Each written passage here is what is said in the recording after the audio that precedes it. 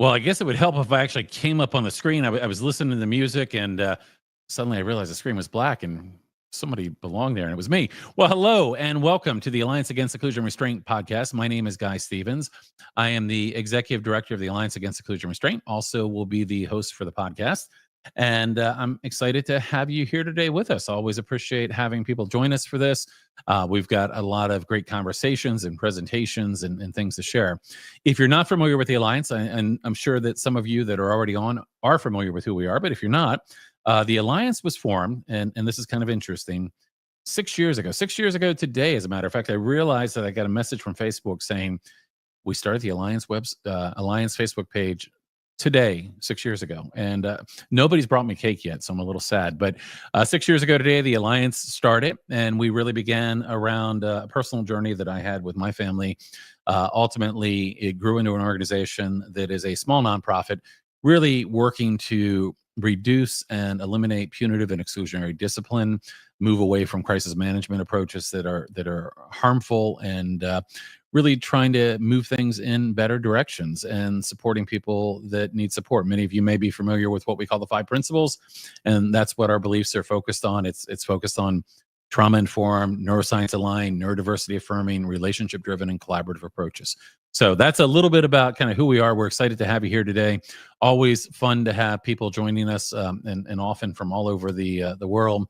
But it's a great opportunity to get together and have an opportunity to hear some voices and learn some new things.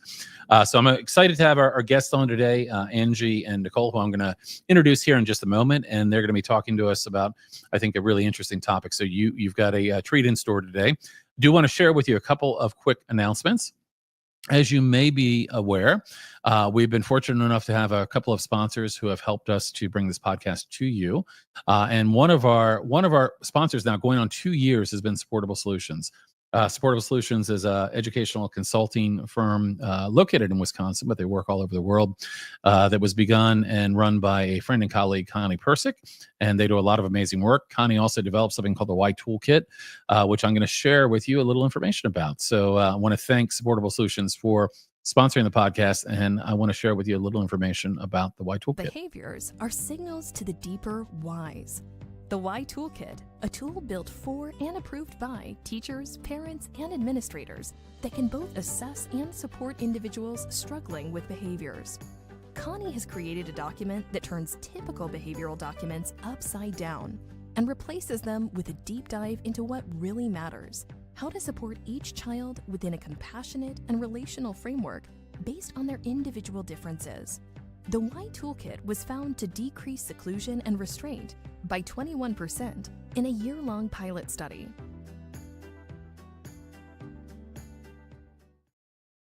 Yeah, and really appreciate the Supportable Solutions. That goes together well, and Connie's support for the work that we do here. Definitely check out the Why Toolkit. It's a fantastic tool for really getting to the deeper why, and it very much aligns with the work that they do there as coaches and consultants and all that they do.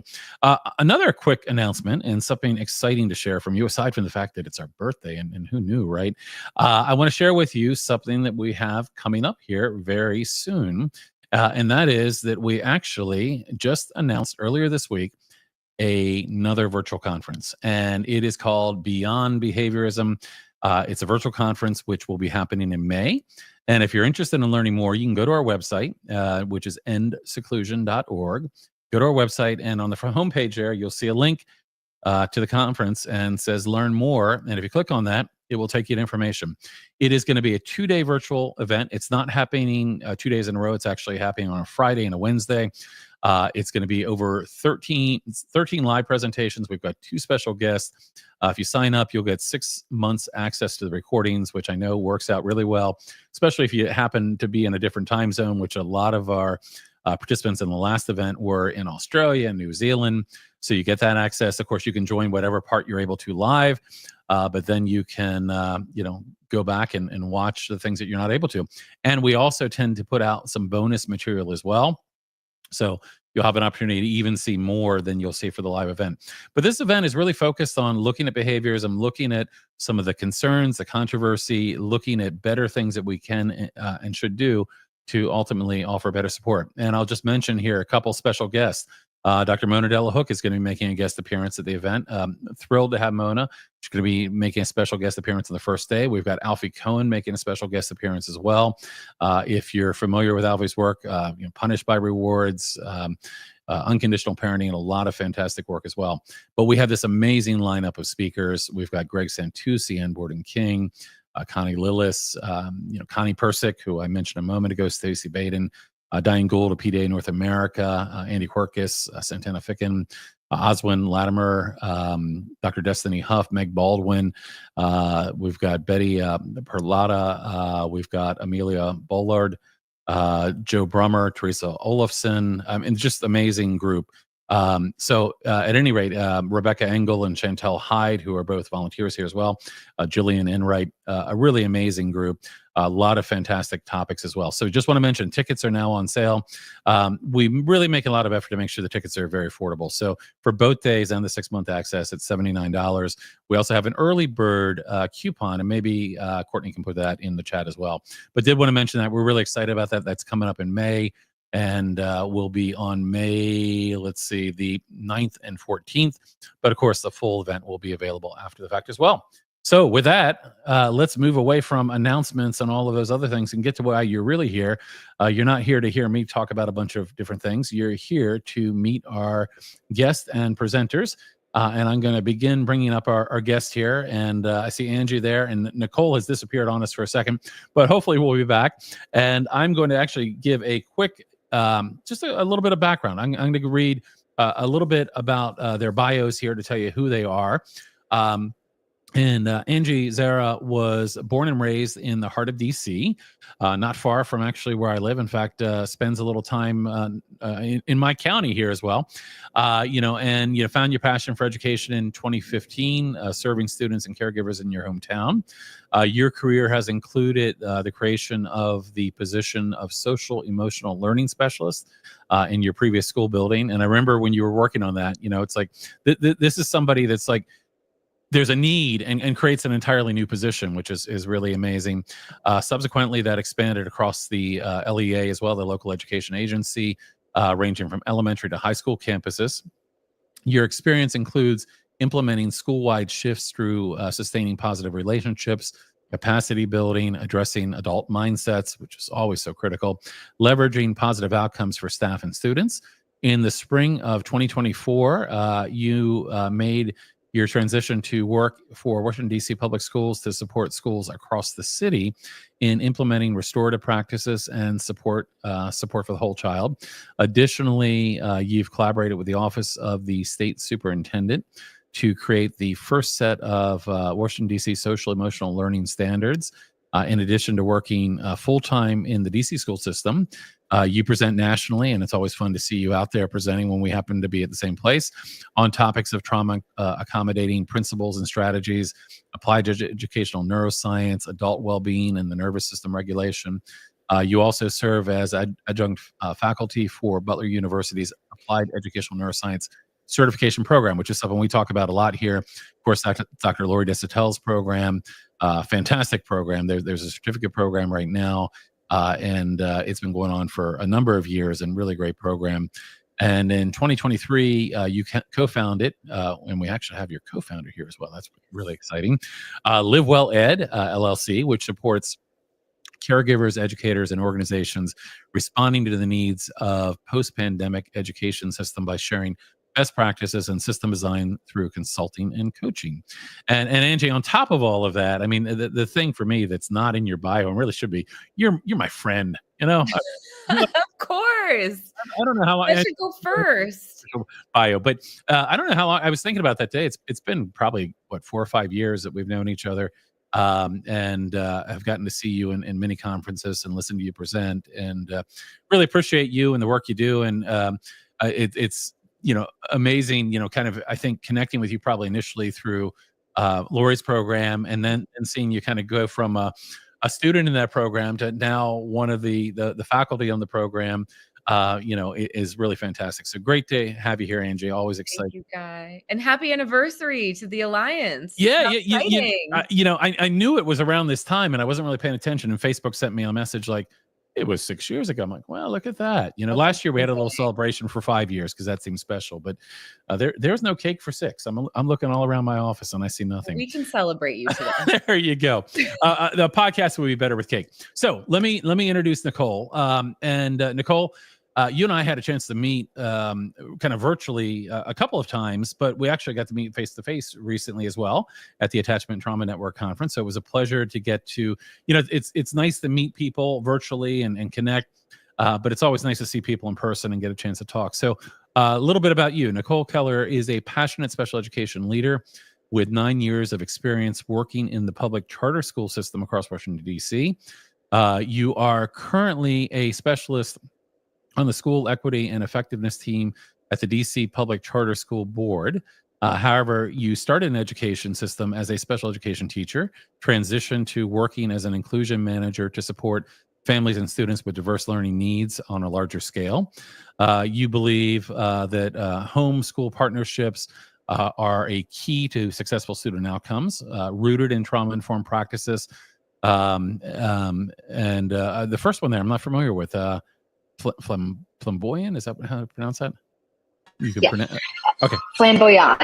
Okay, flamboyant. Okay, and you'll have to tell me more about that. And conscious discipline, which I'm very familiar with. You work tirelessly to engage families throughout the special education process, and has created systems to ensure team collaboration during the Tier 1, 2, and 3 process. Your experience has inspired you with, I think, a partner here to establish LiveWellEd with your co-founder, Angie, to bridge the school and family best practices. So really exciting to have you here. And I know you're both going to be kind of giving us a presentation today, talking about the work that you do and talking about why these things are really important, why, you both had these journeys that I think are really interesting. And the fact that they've kind of come together and some of the work that you're doing together through LiveWellEd is I think, really amazing as well. So welcome, Nicole. Welcome, Angie. Excited to have you both here. Thank you. Excited to be here. Yes. So before we get started, and you have a presentation for us, and for the presentation, we kind of agreed that you're going to let me hang around. Oftentimes I disappear and go backstage during the presentation while I'm listening, but I go backstage. But you're going to let me hang around. And if I have questions, you said I can ask them. And if people that are watching live have questions, they'll have the ability to ask those questions as well. So I do want to kind of engage with our audience now. I know we've got a number of people that are watching live. We typically get a number of people that watch live. We get a lot of people that watch after the fact as well. But if you are watching live, do me a favor, and you may know the favor already. Let me know in the chat who you are and where you're from.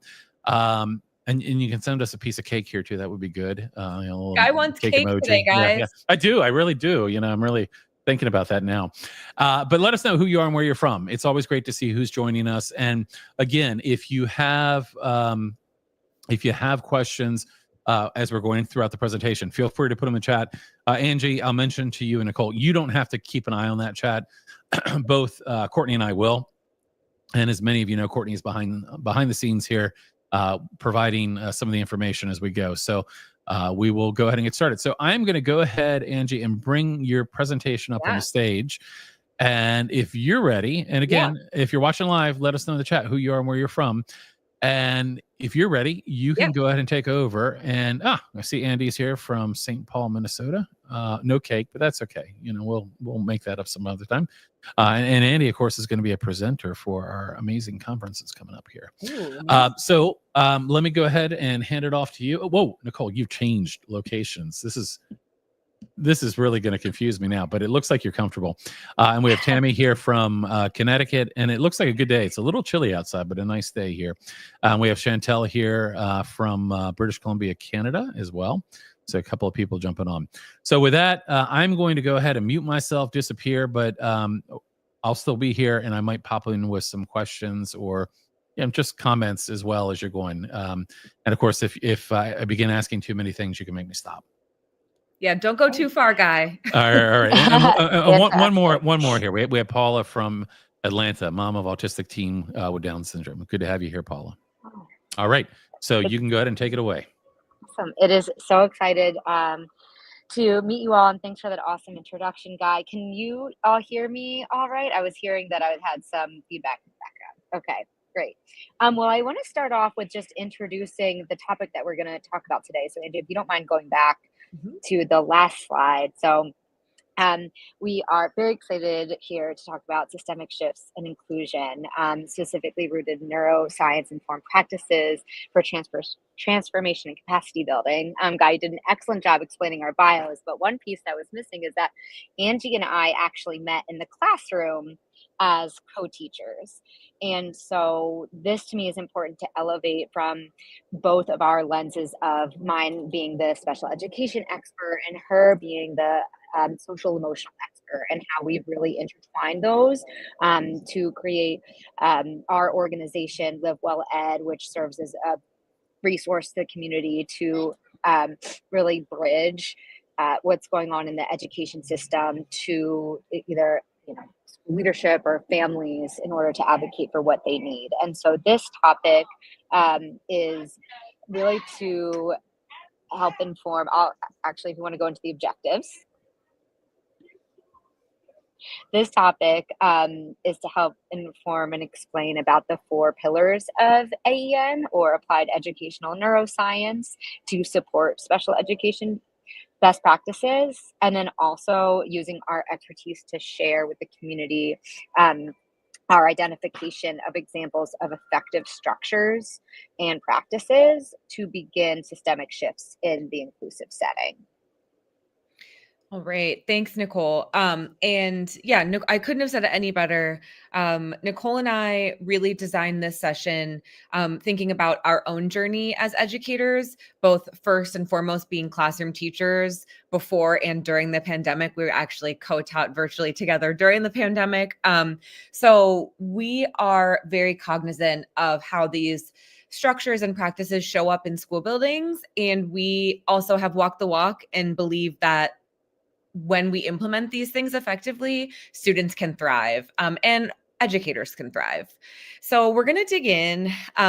Usually Dr. Lori pops onto these just to say hello. So I know Dr. Lori has presented and works very closely with Guy. And so this is Dr. Lori Desautels' Applied Educational Neuroscience Framework. And the reason we're grounding in this first is because the 4 pillars of applied educational neuroscience really blend together ultimately to support nervous systems of adults and students.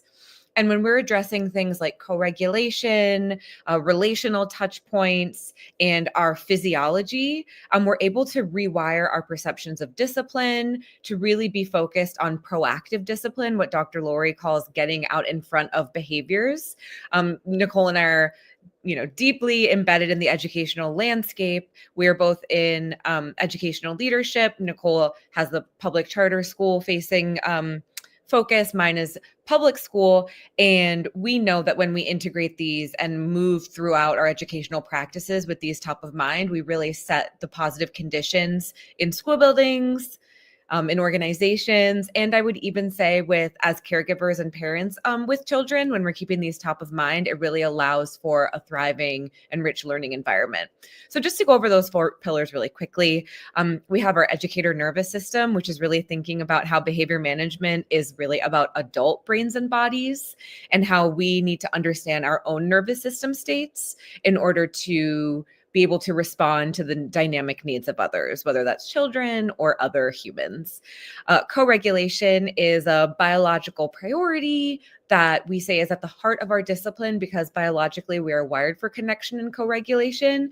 And when we are able to find and share our calm with another, it can be a really powerful tool in any kind of community.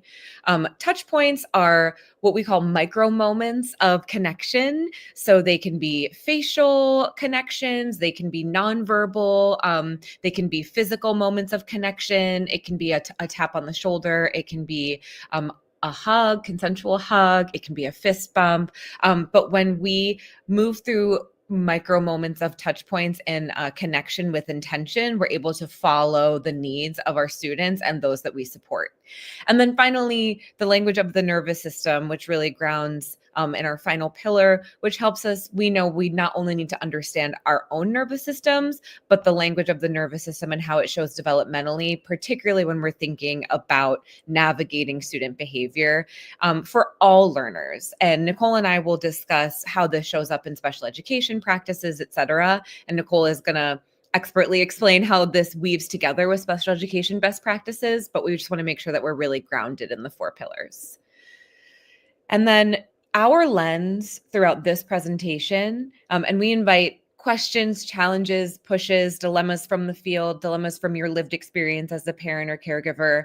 But our lens is really thinking about the intersection of applied educational neuroscience, inclusionary practices, whether that's discipline or special education inclusion, and then also just best practices and structures in special education.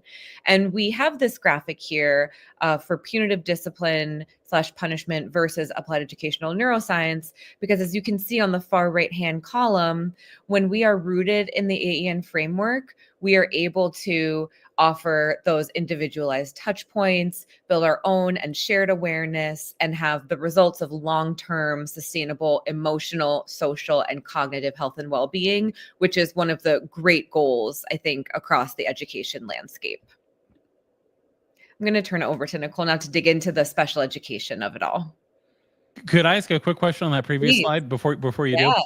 Just because I promise to pop on every once in a while. Yeah. You know, as I was looking at the grid here and hearing you talk about kind of this movement towards kind of looking at discipline, and one of the things that I really stuck with me when I read Lori's not her first book. Lori written several books, but the first book I read from Lori was Connections Over Compliance. Mm-hmm. And one of the things that stuck out to me was when Lori talked about discipline and really reframe the word discipline, because I think so often these days people think discipline and they're thinking consequence. Yep. They're thinking punitive. They're thinking doing things to people. And as I saw you kind of talking and listened to you talking through this slide, this really resonates with me a lot, because a lot of the work that we're doing here at the Alliance and the work that we're trying to amplify is all about how do we move people away from punitive and exclusionary discipline and move them in other directions. And that's why I've always been a fan of Lori's work in AEN, because it really is providing a very real alternative to these punitive kind of zero tolerance policies. But I guess the question for you, and I'm sorry, this was kind of framed in kind of a getting there, but the question for you, or I guess the thing that I would ask that maybe you could share a little bit more about, one of the things that we often talk about is the impact of punitive exclusionary discipline. Mm-hmm. And it's one thing to say, okay, well, there's other things that we can do, and here's another thing we can do, this applied educational neuroscience. But it's another thing to actually understand that not only is that a good thing to do because it's a good thing to do, but because that punitive exclusionary discipline, zero tolerance policy, they actually lead to more harm. Can you talk a little bit about that kind of, and then I'll be quiet again for a minute. Yeah, no, I mean, we love, this is why we're here to listen to your amazing hosting and your critical questions. And what I can say is oftentimes when I hear the word zero tolerance lately in education, I almost have a jaw-dropping reaction where I'm shocked that we're even still using some of that terminology, because we know how harmful those practices are, not only to all students, but we know disproportionately to students of color and to students with disabilities. So when we're saying zero tolerance, we have enough research. In my mind, I think, are we in the 90s? Like, we have enough research, so much evidence and so many alternative strategies to implement alternatives to zero tolerance. I think it requires, and this is one of the reasons, Dr. Lori is a pioneer, and so many of our colleagues in the Trauma-Informed Network are pioneers, is that when we're thinking about discipline, there is a reframe of discipline. Whenever I'm chatting about discipline in a presentation, I think about cultivating and creating a disciplined human, right? Which is a human who can self-regulate, who can make conscious choices, who can engage in critical thinking, who can form positive habits and sustain a well-being over time, to or utilize the executive functioning that they need to to be a responsible person in the world. And I think that reframe still challenges a lot of old mindsets that we think are gone, but actually can be so prevalent still. Very, And and making, I would even go so far to say, Angie, making a comeback. I'm Right. actually very concerned at this moment in time as we see some shifts in very wrong directions, despite what you said, which is very true. We have Mhm. mountains of evidence out there that show not only is it ineffective, increasing suspensions and expulsions and all of these things, not only does it push kids down the school to prison pipeline, but it actually leads to layers of trauma that lead to an increase, not a decrease in a child's Yeah. response and behavior. So, I mean, it's a scary moment in time. And I think back to that reframing, when you think about the word discipline meaning to teach, you think about it really differently. And you think about, this is not about doing something to somebody. This is about, how do we help them? I'm Yeah. sorry, I didn't mean to That's a interrupt, great but question. this moment in time is a tricky one. Yeah, I'm really glad that you said that, Guy, and I think Angie gave a great answer. But I also want to build on the individual student aspect, which I think you were getting at, like what the zooming in on like the more individualized picture. How does these different situations impact the student and impact their school experience, right? We're going to talk about on the next two slides a little bit of the data and what we can do, particularly with that reframe. So, Yeah. Angie, if you want to go to the next slide. Yeah. If I could just say one more thing and then I'll get off my soapbox, is I kind of like to drive this point home where imagine if a student was not able to read or access math curriculum in the building. And instead of wrapping in and increasing interventions, we sent them out of school. We would not expect them to gain the skills that they need to thrive, but that's what we do when it comes to social and emotional learning skills. We oftentimes will send students away, they'll come back, and none of the skills will have been worked on, and we wonder why their behaviors are repeated. So I always love to make that analogy. And now I'll get off my soapbox and turn it over to Nicole. and neither will giving them a gold star or a cookie or something Right. else give them the skills they need to be able to do things. Exactly. But so often these approaches are far more common than we think. Right. All right, I'll be quiet now. No, I mean 1,000%, and I think too, it's like how do we analyze like the impact on students' confidence and how they're going to show up the next day once we include those practices. So all of this to say is that I've included two really important quotes here that I'm going to read off for some of you that might be listening. So the first one is, "Every man is a genius, but if you judge a fish by its ability to climb trees, it will spend the rest of its life believing that it is stupid." That one's by Albert Einstein. And the second is, "If we are to reclaim our classrooms as inclusive and loving spaces where all students are valued and celebrated, we must actively work on rethinking our students' challenging behavior using strength-based, holistic, and loving approaches." And that's from Behavior and Belonging, the inclusive art of supporting students who challenge us, by Julie Coston and Kate Cloud. And I think those two things, Angie, if you want to not jump ahead and go back, but, it's okay. Those two quotes really focus on that mindset piece that you were both getting at, and that when we focus on first the mindset of educators, we will all be better equipped to build inclusive environments, which the research shows all learners will be able to thrive and learn.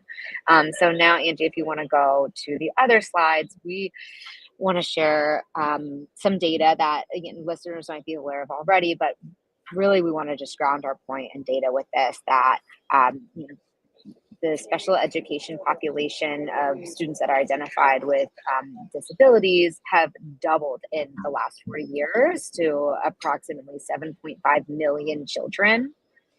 And subsequently, the amount of time that students are likely to face a suspension is 2 times more likely than their non-disabled peers. And something that Guy and the listeners are probably very familiar with, 20 times more likely to experience physical restraint than their non-disabled peers. And the last piece of data that is challenging to hear is that 50% of students labeled with emotional disturbance are excluded from the general education classroom for at least 20% of their school day. And 35% are segregated for 60% or more. And so this is data to just back up the conversation that you both were having earlier about how this can impact our under-marginalized students in our schools. And it's interesting to also dig into that the special education teacher positions are declining. So while these percentages are increasing, the people that are available in the school systems that have the expertise to care for our students are decreasing. And so it is important, we argue now more than ever, to make sure that our school systems are equipped with structures and practices to be able to support our inclusive, our neurodivergent population of students that are there. And so, we're here today to share some of the best practices in special education and combining that with the AEN pillars, with our hopes that school leaders can start embedding these to improve student outcomes and, have a positive impact on some of these numbers that we're showing today. Hey, Nicole, would you agree that not only in making those improvements that you can improve the student outcomes, but that you can also improve the outcomes for the teachers? I mean, one of the things that I think about a lot, and a lot of the people that we talk to and work with, like yourselves, is that, I'm a big believer that the same things that you can do to improve outcomes for children can actually then improve the outcomes for the teacher staffs and others. And looking at that last item on your slide there, wouldn't it be great if in doing these things we're helping to create joy again for educators, right? And by figuring out what we need to do to offer the right approaches and support for our educators, I mean, this is going to be a problem. It's going to get worse unless that changes. So, I mean, would you agree with that idea that ultimately, in you've both been on your own journeys here, but was that your experience as you have gone further into the things that you've gone into? Yes, I couldn't agree with you more that learning some of these best practices and then embedding them into, my routine as a teacher. I can name a couple of them. And then on the next slide, we'll go over some of those best practices, but it really changed my outlook as a teacher and then also as a special education coordinator too. And I think one of the biggest challenges is to be able to, help a burnt out teacher see that making these small shifts will ultimately, make you feel like a better educator showing up to work every day. And that's really important now. I mean, I remember sitting in a presentation Angie gave at one point on educator well-being, and that's such an important piece of this. This isn't just about how do we make things better for one of the parties here. It's like, how do we do things that are going to systemically improve outcomes for everybody? That's why I love so much what you're doing with LiveWellEd and the work you're doing. Thanks. And so, Angie, if you want to go to the next slide. So, getting into what you were just talking about, Guy, we have some best practices that, some of them might seem like very familiar lifts, right? But some of them are a little bit more nuanced, and I want to uplift the importance of these. So first, just understanding and planning for IDEA. Within a student's IEP and legal rights to services, there are some elements that we can utilize to help the team come together, such as like consultation services and really making a specific schedule and plan for the team to come together and consult with the parents or outside providers. When it comes to the behavioral intervention plans for BIPs, if you're noticing a student being suspended, which happened to me, including in the behavior intervention plan that no suspension should be made without the IEP team making the decision together. So using some of the nuances and language within IDEA, thank you for putting that in there, or the Individuals with Disability Act at our advantage to support all students. The other piece is co-planning. And so to me, there's two important parts. So one, the importance of meeting with all team members so that everyone can be on the same page, no matter what the level of staffing, the dedicated aide, the speech pathologist, right? And then also community matters. So especially when it comes to the adults in the room, it can be really isolating working in special education.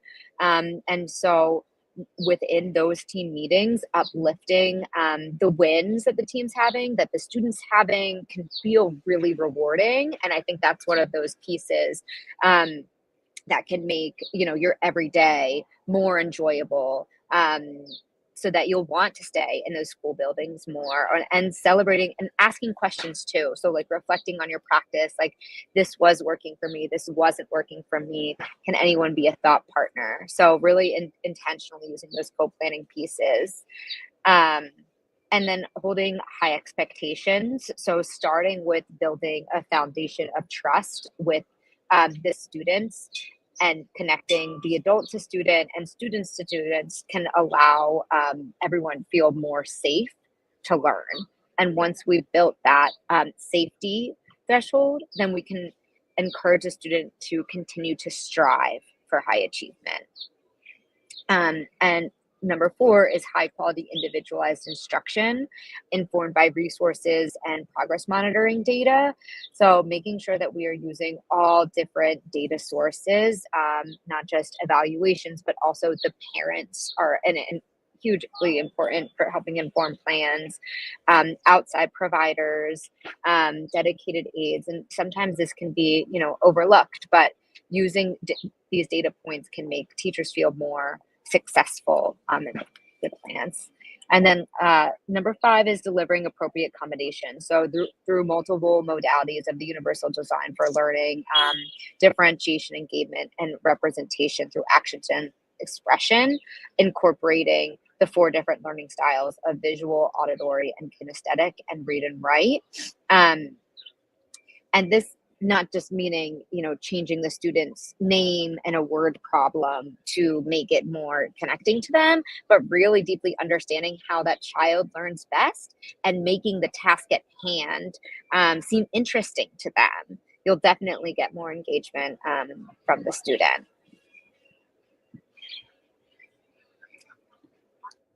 Okay. So keeping in mind the practices that Nicole just highlighted, we want to make sure we're also going back to how these overlap with the applied educational neuroscience framework. And so something that we did was we reflected on each pillar: the educator nervous system, co-regulation, touch points, and the language of the nervous system. And we thought about how they overlap with special education best practices. And not surprisingly, of course, we're very bought into this work. We believe in it wholeheartedly. I know, Guy, you do too. Not surprisingly, there is a consistent overlap with multiple best practices that fall into the pillars.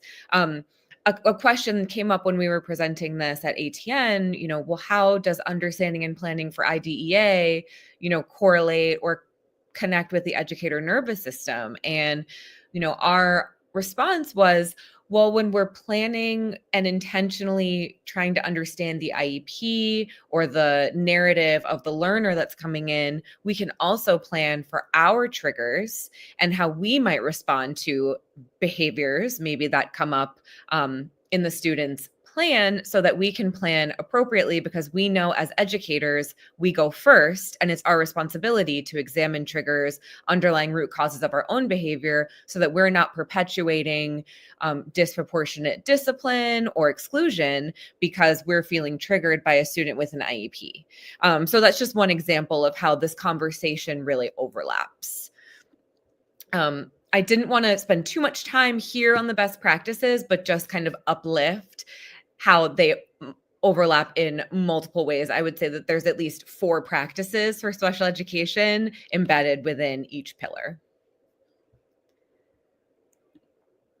So I'm going to move us along into our second objective for our time together, which is really identifying the structures and practices to begin those systemic shifts.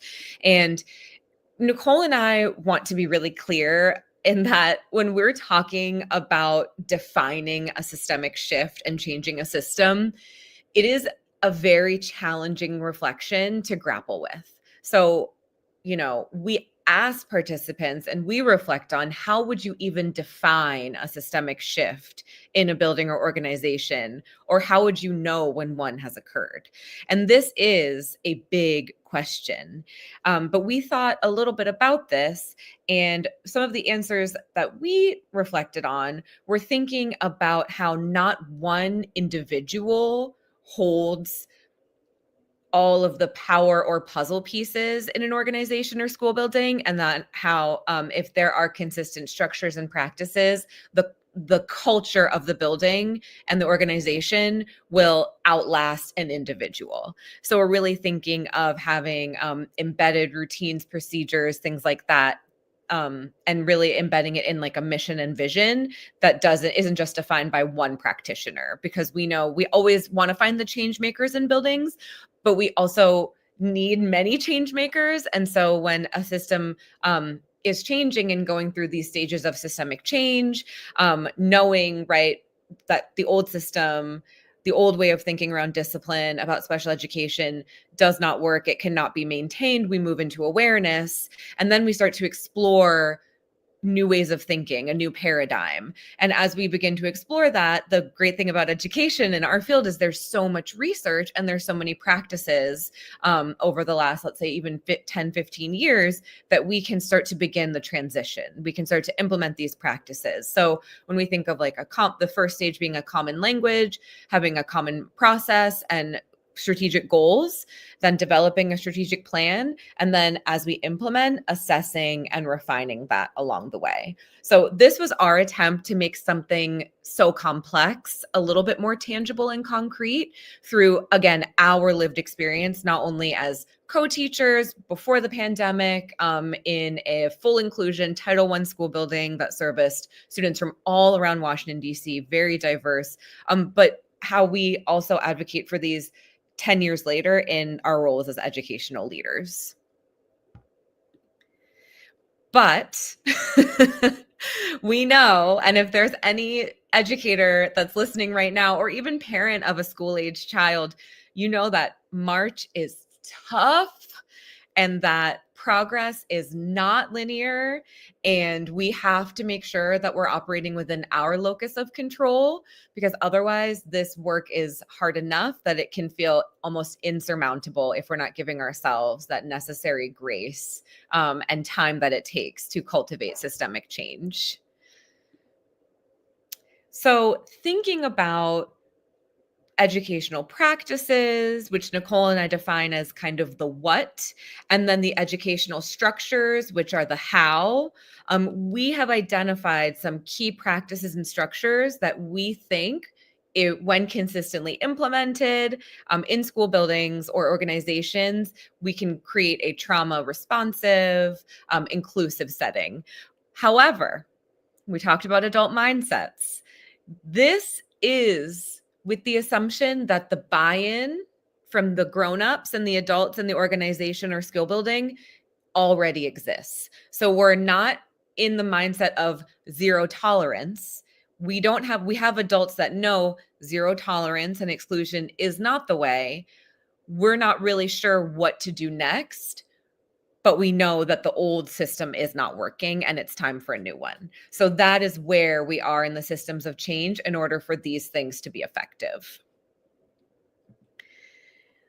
So on the left-hand side, you'll see a list of practices. Almost all of these are practices that Nicole uplifted.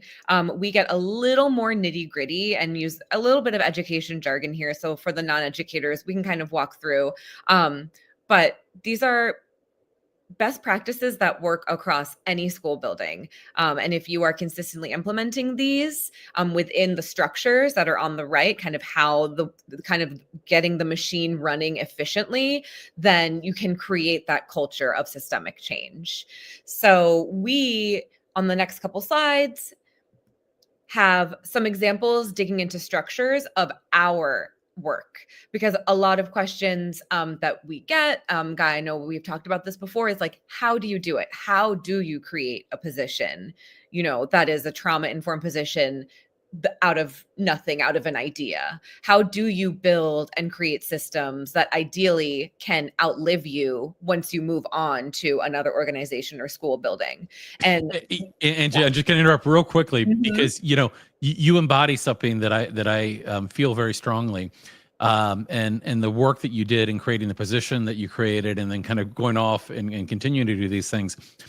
People sometimes underestimate their own ability to affect change, and I like to say, like, we have more power than we think we have when we kind of take that and we run with it, and we're, as you were showing the line, like things aren't a straight line, like persistent, and are persistent with the things that we believe. And I just want to interject that, because I think that's such an important piece of this, is that it's easy to feel like this system is too big and frustrating and overwhelming, and I'm never going to be able to change it. But both of you are examples of how a person can affect change within a system.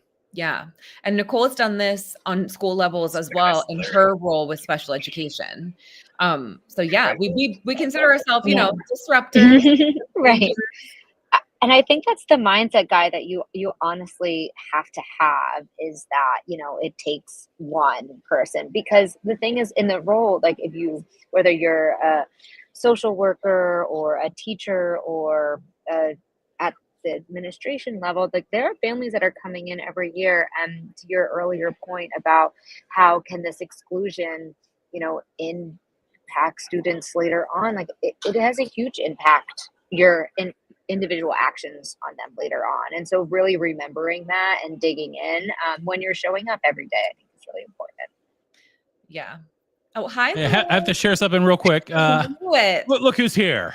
Dr. Lori apparently has jumped on here as well. So just a quick shout out to Dr. Lori. We've been talking about you and your work, all good things. So great to know you're here. Yeah. Dr. Lori, don't forget to go back and see everything we said about the pillars. Hopefully we'll make you proud. And the framework.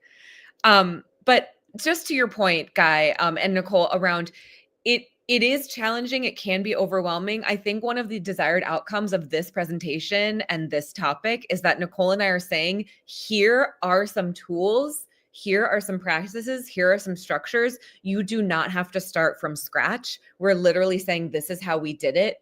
Use this. And if you need support, we'll get to our contact information, etc. But like, change is possible. And also realizing you're not alone, and there are people that have kind of done some of the legwork, and that you don't have to go about this blindly creating from scratch. So let's talk about our work. These are going to be kind of some pro tips. So in creating my role as a social and emotional learning specialist, something that was really clear early on was having very specific role clarity. Something that I was very cognizant of was that I did not want it to be the position of a dean, a behavior tech, or someone who was constantly calling and responding to fires and putting out fires for behavior. And so that took a lot of thought work on my end to think about what it is and what it isn't, and what I can do and what I cannot do. And this was something that my leadership at the time supported with getting out in front of staff during like pre-service presentations to get really clear about that clarity. Role clarity. Also intentionally designing and transparently communicating a behavior response protocol that is rooted in tiered support and trauma-informed practices, as well as being clear about how data would be collected, who was behind analyzing that data, and how the data would be communicated back, utilized in coaching cycles, utilized to push teacher practice, to, again, make those changes so that we're not consistently referring students out for support, that we're able to build our own toolkit to respond to behaviors in our classrooms, and just, again, being really clear about what that protocol looked like.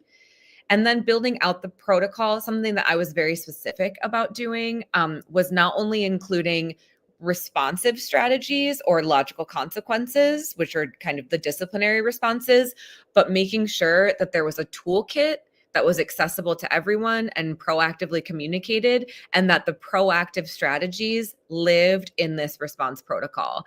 And a lot of the strategies that you'll see are strategies that Nicole also communicated, because they're rooted not only in trauma-informed practices, but in the lens of inclusive education. So differentiation is a tier 1 proactive strategy that, and these are questions that you would kind of have with teachers or educators around what practices they would have tried before we're getting down to referring students out of the space. Again, just a little more here on role clarity, intentional schedule design, and kind of taking ownership of a schedule as opposed to succumbing to the cadence of a school day. And we know a school day can take you all sorts of ways if you're not building out your schedule with intention proactively. So doing that with a lot of clarity. And then Nicole and I, when we were co-teachers, we created a co-planning structure, which also was rooted in that co-regulation, right? Where we were able to examine and reflect on meeting the needs of our students, whatever needs we had as teammates, and really creating that deliberate time and space. And then I also want to turn it over to Nicole and some MTSS planning that she did in her coordinator role as well. Yes. So we experienced in one of my previous roles something that has been impacting, across the United States, which was an increased referrals of students for special education services. However, what we weren't noticing was the intervention process that would help support students before they got to the referral process. And so it was important for us to identify what the specific supports the student needed, and whether it was attendance, behavior, executive functioning. There's also reading, writing, math, focus areas on this menu. And from that menu, working with the teacher to come up with a plan for which tiered level students needed support with.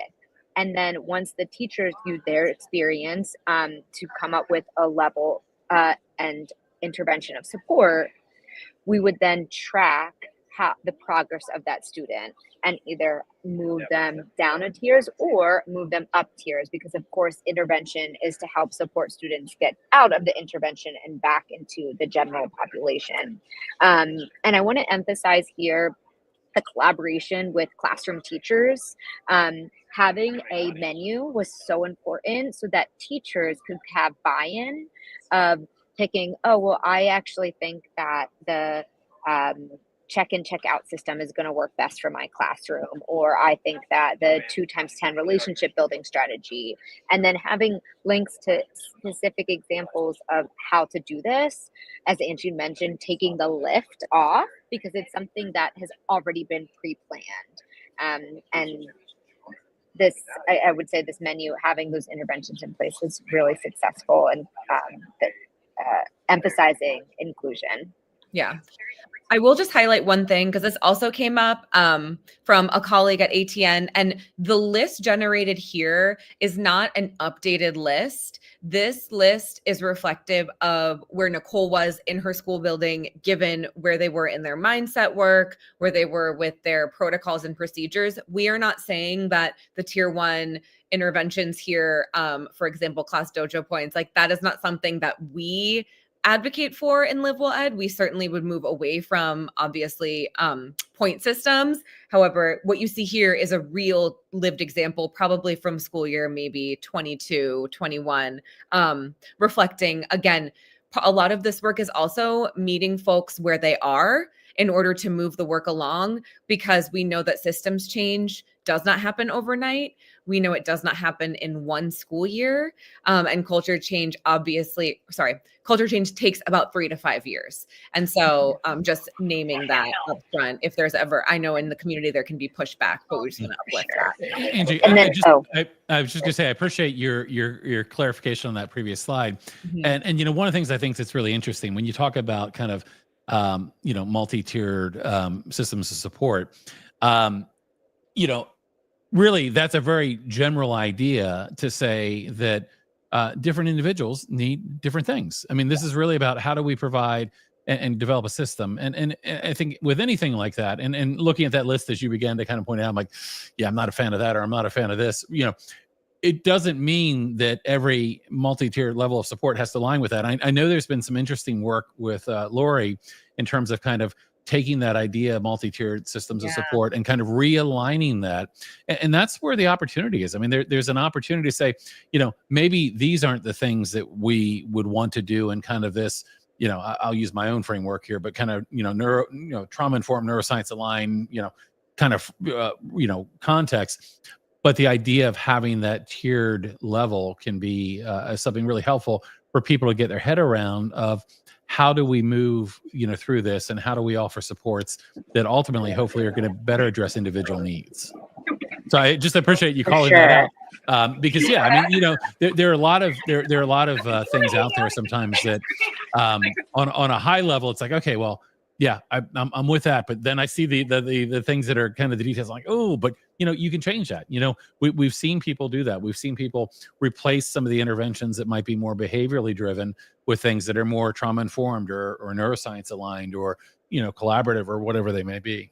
Yeah, 1,000%, and I emphasize that it is about like meeting people where they're at, and that showing them that there are different avenues to help students make progress, like through those trauma-informed practices. So and ultimately what Nicole and I offer through LiveWellEd is we offer individualized coaching for parents, for caregivers, for organizations, for school buildings.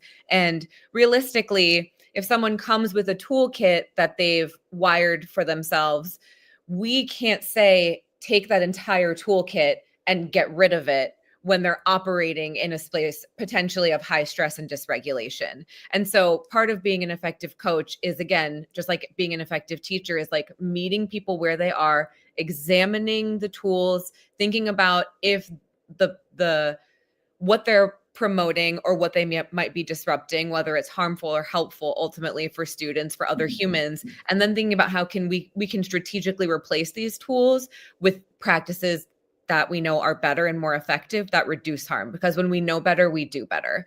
But meeting someone in a state of where they're in a state of toxic or chronic stress and saying none of the tools that you have are options anymore just isn't an effective way to make long-term change.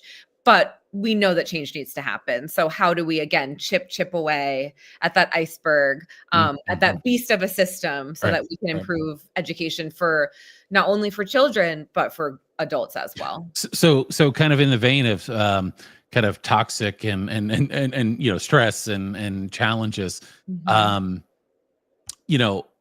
aligning that with what you do, the IEP process is a really tough one sometimes for parents and for families. And, even just really understanding and navigating the process, it can be really challenging. And, although in a perfect world, everyone that is part of an IEP team is there to help a child, sometimes all of the good intent gets lost in the process.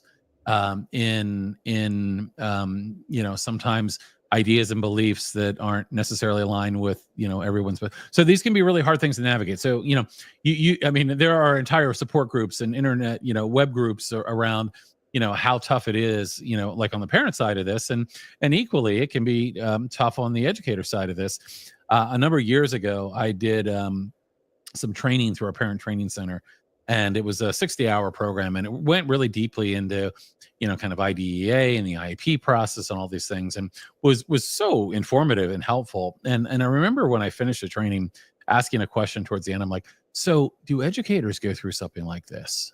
They're like, well, no, that's not really a requirement. And what's funny is that through my experience in IEP team meetings, I often found that there were educators that really didn't understand the process or some of the legal pieces of it. And it creates this thing that can be adversarial and hard to navigate.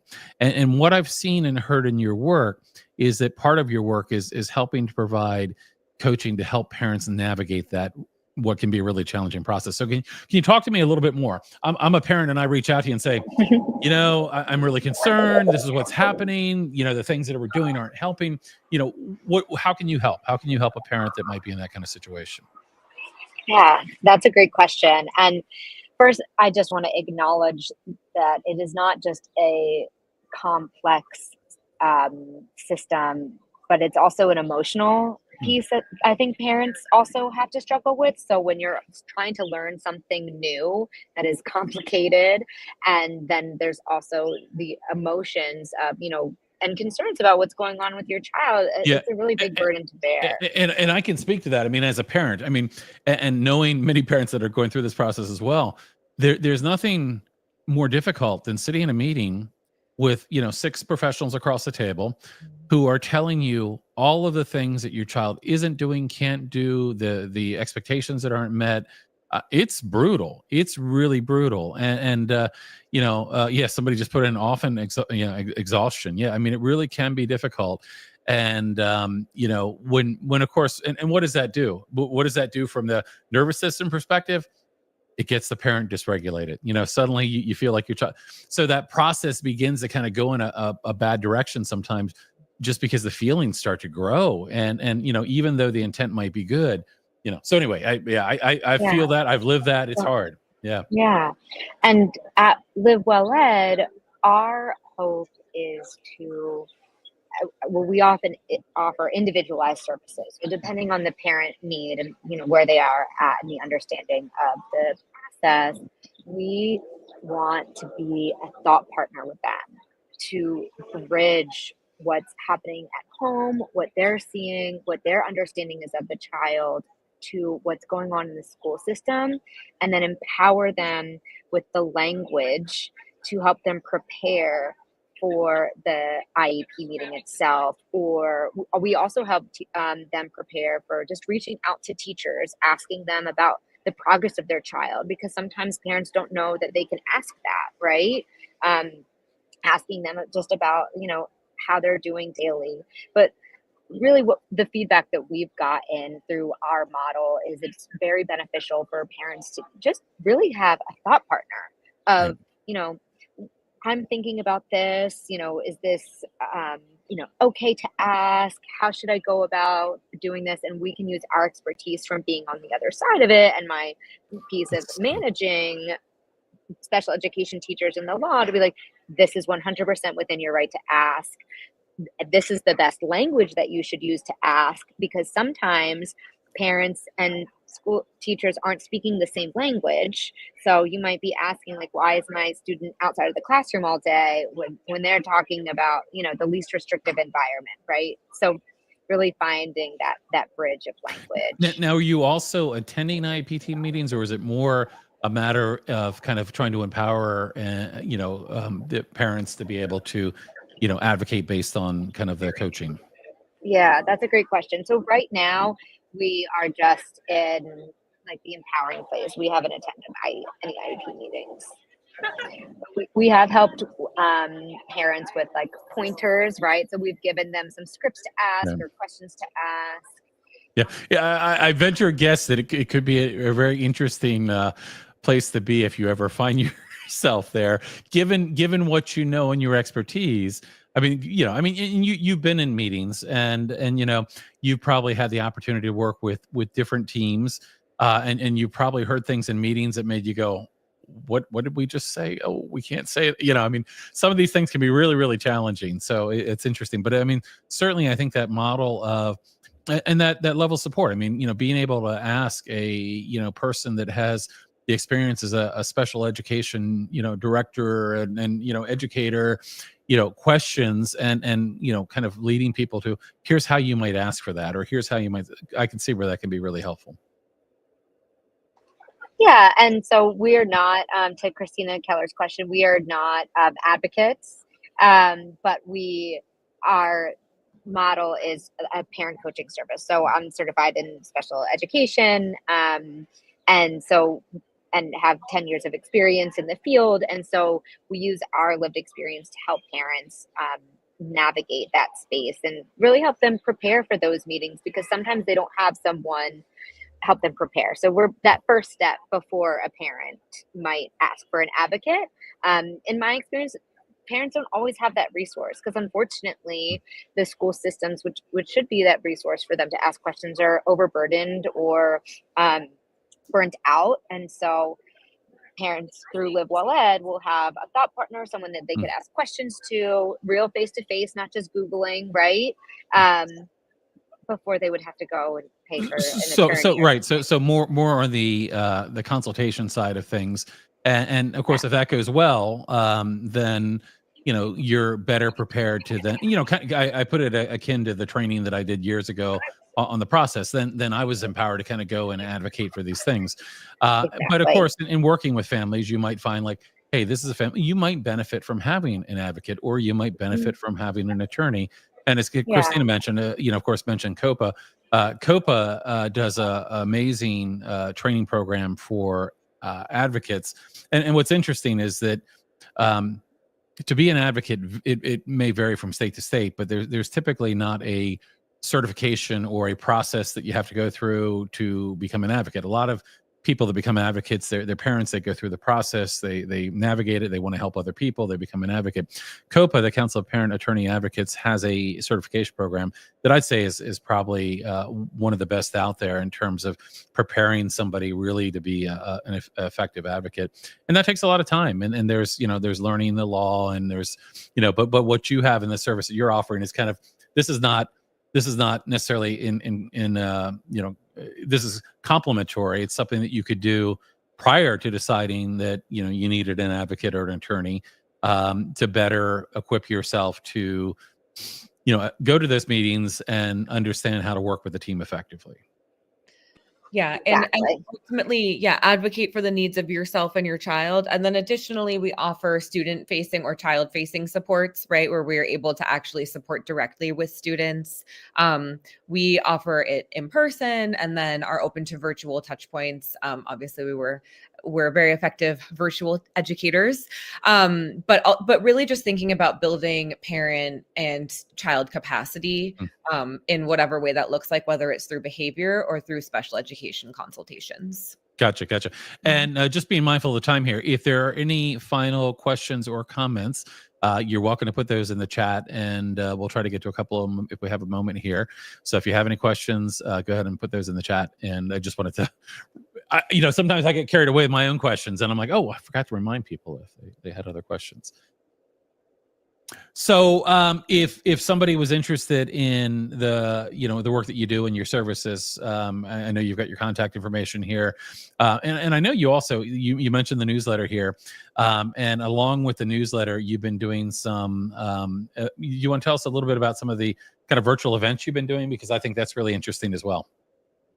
Yeah. So Nicole and I, from our experience in the field, but also through interfacing with different clients and parents, we have noticed a prevalence of burnout and fatigue, high stress. And so we, in our effort to build and sustain a positive community, because we know we cannot do this work alone, have created monthly wellness workshops that there's a QR code. You're more than welcome to register. They are free. We are accepting donations, but if you can't donate, please just come and take care of your nervous system and be well. And we offer different research-based strategies. Our April workshop will be focused on self-compassion. We'll be digging into a little bit of science behind self-affirmations and their effectiveness. We have talked about habits. We always do a little guided breath work, and their opportunity for folks who are recurring attendees. We always encourage you to, come more than once, come every month if you need it. We also offer some goal setting and just a safe space to connect and reflect. We like to offer the 60-minute block so you can just take it out of your schedule unapologetically. Bring a journal, bring your favorite evening beverage. Mine is usually a LaCroix. Some people like to bring a wine or a beer, and just connect with us. Yeah. So please don't hesitate. And we offer And then there's one free. coming up real soon, isn't there? Yeah, next Tuesday at 7:30 Okay. Eastern time. Yeah, and I know the person that's planning that has some work ahead, right? A little bit. But it's the good kind of work. It's Yeah. It helps Nicole and I too. Couple quick comments here. Christina said, "Thank you all." Amy said the workshop looks fantastic. So good. Get some Yes, comments there. Joanna. And I did actually. I got a text from Lori. It sounds like she is now off to a connecting flight somewhere in Not Nebraska. surprising. But I'm glad Lori was able to jump on for a moment as well. And Angie, would you do me a favor? I'm a huge fan of the applied educational neuroscience program that you're a graduate of, and now faculty, part of the faculty team there. And I've had the privilege and honor of coming annually to present to the cohorts, and met so many amazing people through that program. I wonder if you might tell us a little bit more about that applied educational neuroscience program, because I think it's a great program for educators and others in the field as well. I know there's a lot of social workers and others that join that. But can you give us a quick overview of what that applied educational neuroscience program is? Yeah. So today we touched on the 4 pillars, which are the pillars of the AEN framework designed by and created by Dr. Desautels. It is a, 1 or 2 year, I think with the Summer Institute, it's about 2-year program. We are accepting applications for cohort 10, I believe, which is crazy because I was in cohort 5 in 2020. And it really provides a deep, relevant, research-based application of what's happening in the field of trauma accommodating practices through the lens of educational neuroscience. There are practitioners from all around the country, all around the world. We meet in the evenings. There's a Monday night or a Tuesday night class. And the community that this certification offers and the network has transformed my personal and professional life and my journey. We know that we can't separate our personal identities from our professional ones. And this really supports the research behind why and helps us ultimately just have the best, most positive impact on adults and children in this field. So I can't recommend it enough. And speaking of connections, there's a connection from cohort 5 there, Susan Keller. Join us. Oh my gosh, So I'm going to really simplify things here a bit. And I'm going to put you on the spot, and there's a right answer here. Mm-hmm. Okay. One word to describe the program and the impact it had on you. Transformative. You got it. That was the word that was in my head. That was the word in my head. And I say that, and I make a point of that because, I've had the privilege and honor of getting to know a number of people that have gone through that program who, even like, Dr. Springer and Rob, who are there with you, and work with them. We have, I don't know how many volunteers that are part of our organization that have gone through that. And almost, you get people in a quiet space and ask them that same question. You almost always get that same answer. It really does seem to be a program that really is transformative to people. So anyway, I'm glad you got that right. Not that they're and there's not, I was looking, and maybe it's different now because this was in 2020, but there was not a program like it, I think, even to date. So it's truly, if you want to get into a deeper understanding of trauma accommodating practices in the field that are very relevant and research-based, I can't recommend it enough. Yeah.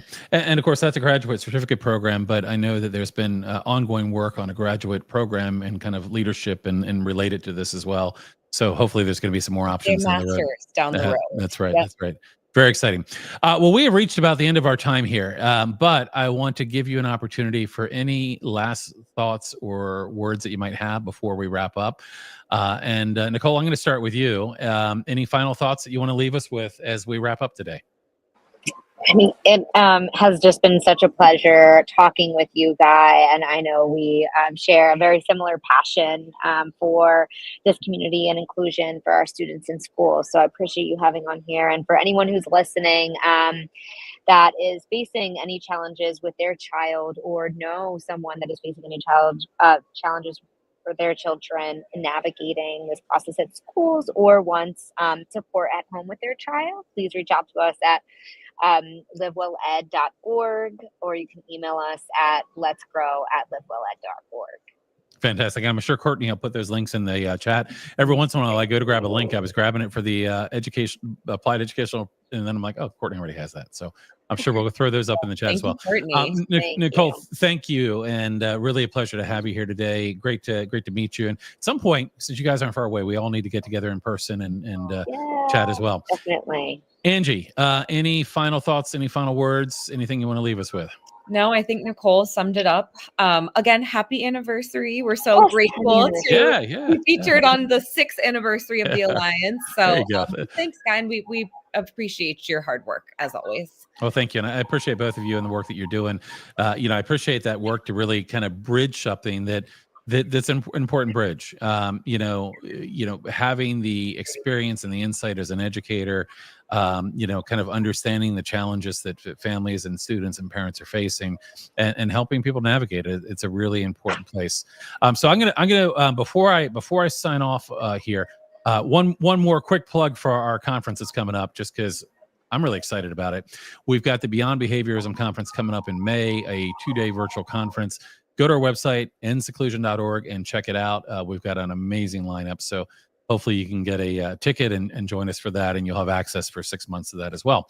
So with that, we're going to go ahead and sign off. I'm going to ask the two of you, if you would, to stick around for just another minute, because I want to kind of thank you, behind the scenes as well. And so if you'll stick around, but we'll say goodbye to everybody else. Thank you again for joining us, and we will see you again, I think, in 2 weeks. Thanks, everybody. Bye-bye.